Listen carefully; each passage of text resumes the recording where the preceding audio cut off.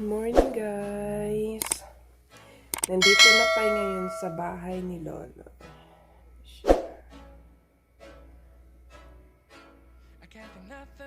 Kahapon,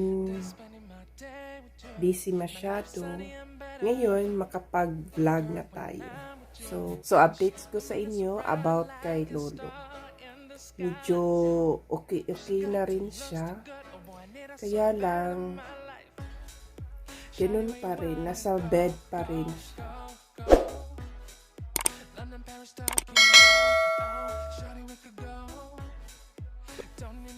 Bali, mabigat pa rin na trabaho. Yung minamasahe, yung tulog mo, hindi pa rin maganda. Kasi nga, every 2 hours, anuin mo siya. Palitan ng diaper, i-check, ganun. Every 3 hours, sa araw, bigyan ng gatas. So, pag gabi, wala na siya masyadong gatas sa gabi kasi hanggang 9 o'clock lang ng gabi. So, ang problema is magsisigaw-sigaw siya. Ewan ko ba kung ano ang sinisigaw niya. Sigaw siya ng sigaw. Siguro masakit katawan niya, iritado yung katawan niya, or something. Ganyan na yung mga nararamdaman ng mga may sakit. So, breakfast muna tayo, guys. Breakfast tayo.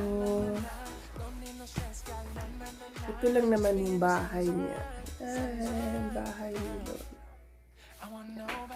May ano pa rin siya, may NGT pa rin siya.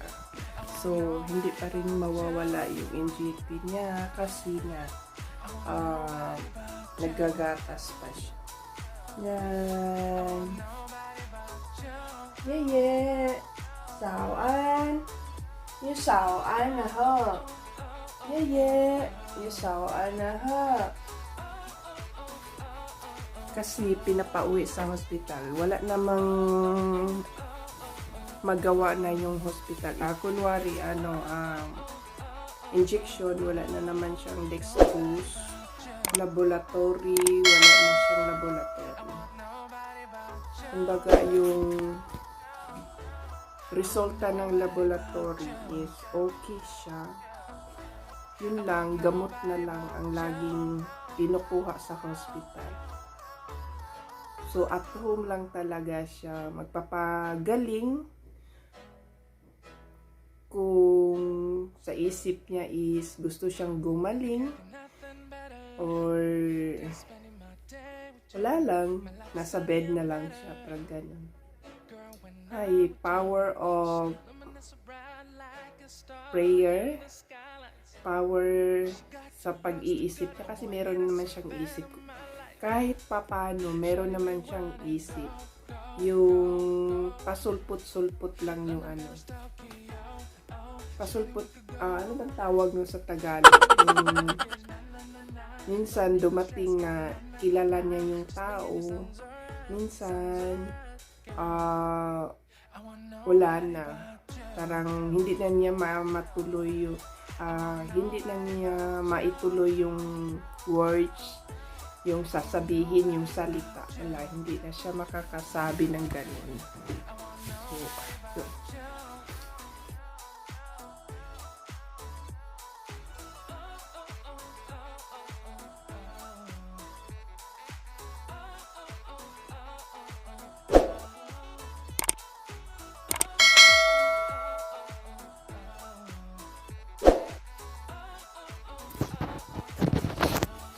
Yung mag-breakfast tayo, guys. Gawa tayo ng breakfast. Siguro, pag ganito na alaga. Sa ganito na trabaho, guys, yun nga, hindi talaga masyado kang nakakatulog. yung may iniisip ka na araw at gabi, yung trabaho mo nga na ganito matanda, diba? Kasi 24 hours ka. 24 hours. Ang mahirap lang doon, pag ganito, hindi ka nakakatulog, tapos yung salary mo walang dagdag. Grabe. Pero, i-consider ko na lang kasi mabait naman sila. Mabait naman si Lolo nung okay pa siya. So, ngayon, mahirap talaga siya, guys. Mahirap talaga siya kasi nadidisturbo yung tulog. Kumbaga, matulog ka ng ihiga ka, yung nahanap mo na yung tulog mo, tapos biglang sisigaw siya. O diba, parang buong kaluluwa mo na nagising. Yung ganun.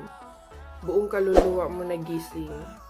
Pero syempre, obligasyon natin na gumising para tingnan siya kung anong nararamdaman niya, or baka nga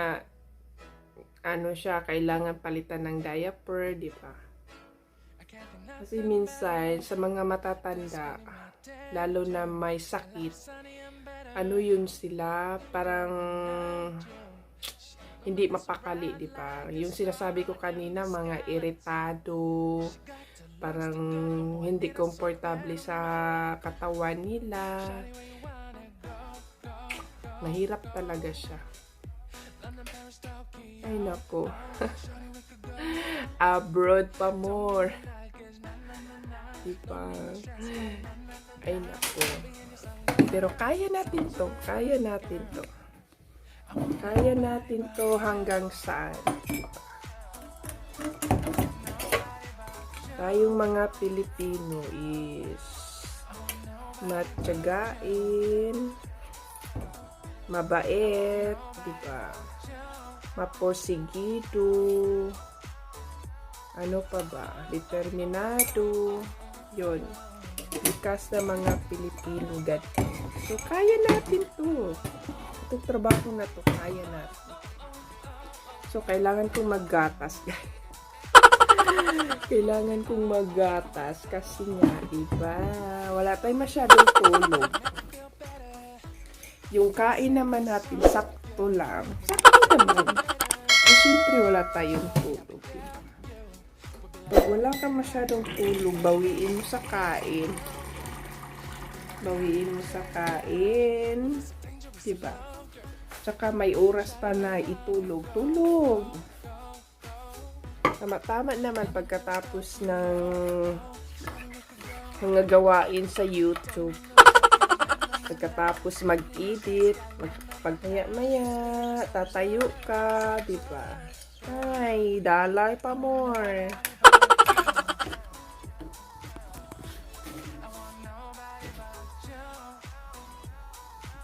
And, ngayon pala guys, may medical bed na siya, diba?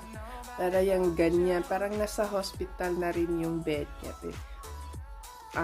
Siya, yung ganyan na position, pwede yung bababa, pwede yung parang 90 degree, pwede yun, parehas din doon sa niya, sa paanan niya. Mag-flat, pwede 60 degree, pwede 90 degree. Bakit kaya ngayon lang nagbili? Kasi ganyan na siya. Kailangan na niya ng bed na. Pero syempre, yung bed niya noon, hindi ganyan. Ordinaryong bed lang siya. Walang ganito. So, mabilis lang siyang mahulog. Kasi maliit lang. Kunwari, tumatagilid siya ng tulog. Pag ganyan niya, siyempre, mahuhulog talaga siya pag hindi niya inisip na, uy, mahulog ako nito. Di ba? Kasi matanda pag matulog, daming panaginip. Di ba? Lalo na ito, ang panaginip niya, hindi maganda. Akalain mo yung mga panaginip niya ganun, di ba? sinong mag-akala noon na mahuhulog talaga siya. So ngayon na sila bumibili ng bed na ganyan. Pero at least bumibili sila. Hindi naman pwede yung flat lang na ordinaryong bed lang i-ano sa kanila. Hindi pwede yun, di ba? Yan, ganyan na siya. Ganyan na yung bed niya. Diyos ko. Ay. Naku. Sana gagaling pa siya. Yung gagaling siya na ano lang.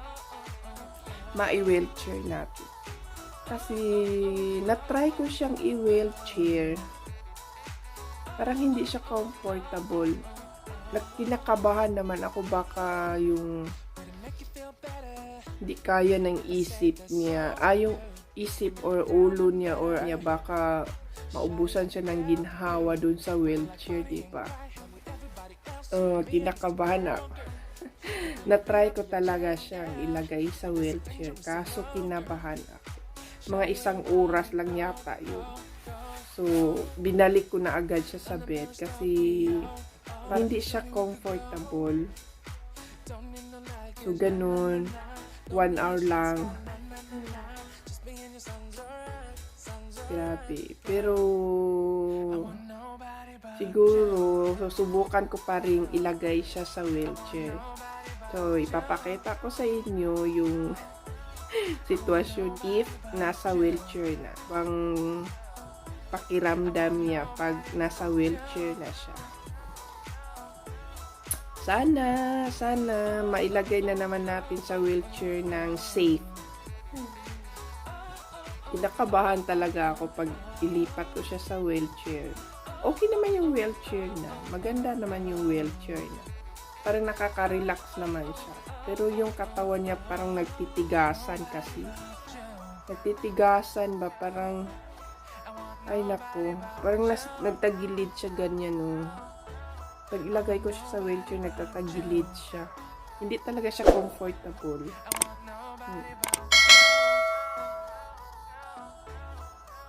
Ay, yan munang updates ko sa inyo guys. Nga, nandito na kami sa bahay.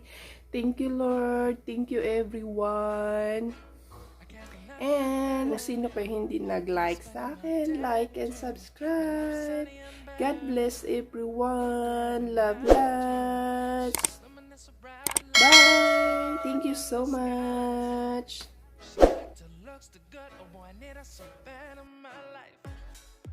Shawty, where you wanna go?